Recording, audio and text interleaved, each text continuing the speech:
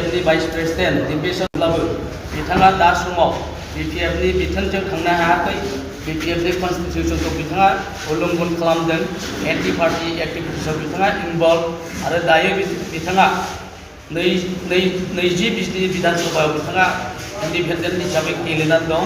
दा ओंखायनो जोङो संबिधाननि रैखाथि आरो जोंनि BPFनि नियम खानुनजों मावफुंलांनो थाखाय जोङो दिम्पेशर बर' भाइस प्रेसिडेन्ट BPFनि बिथांखौ जोङो दिनैनि जयेन्ट केबिनेट डिसिसननि गेजेरजों बिथांखौ 6 बोसोरनि थाखाय होखारनाय जाबाय।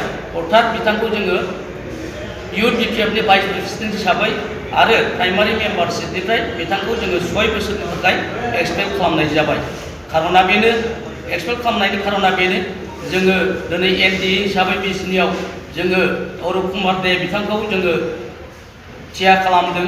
बिथांखौनो जोङो AGP BJP आरो BPF जयेन्टलि जों बिथांखौ केन्डिडेट हिसाबै जोंहा बासुनि खालामनानै बिथांनि थाखाय जों दिन सान खामानि मावगासिनो दं। बिथांखौ जेरैखि जाया जों देरहाहोगोन आरो देरहाहोनाया जोंनि गासै दैदेनगिरि आरो BPF सापर्टार रायजो राजा नोंथांमोननि आखायाव दं।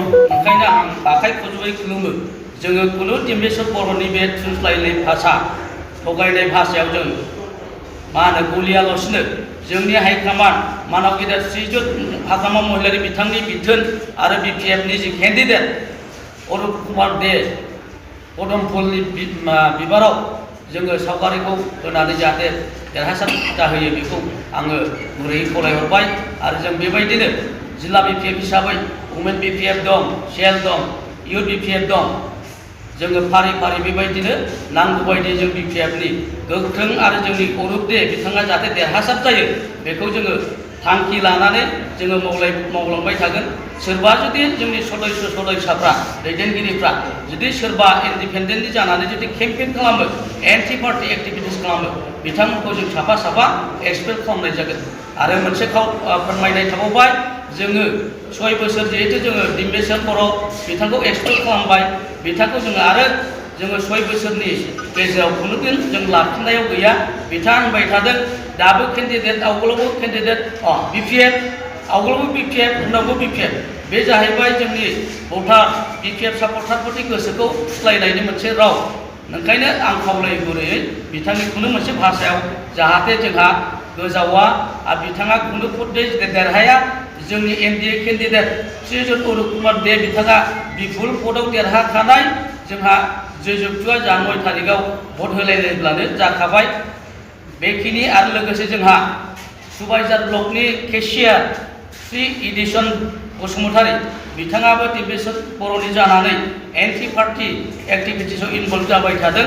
बे हिसाबै सुबाइझार ब्लकआ जोंखौ जिल्ला कमिटिखौ खावलायहरनाय बायदि जोङो दिनै BPFनि जि जयेन्ट केबिनेट मिटिं बेवहाय सिद्धान्त लानाय जाबाय जे इदिसन बसुमतारी बिथांखौबो सुबाइझार ब्लक केशियारनि बिबाननिफ्राय आरो लोगोसे प्राइमारि मेम्बारशिपनिफ्राय 6 बोसोरनि थाखाय जोङो होखारनाय जाबाय। दा ओंखायनो जोंहा बेखौनो बुजिना लादो मानव गेदेर आइ आफा रायजो राजा नोंथांमोन जों BPFआवनो ज' थानांगौ।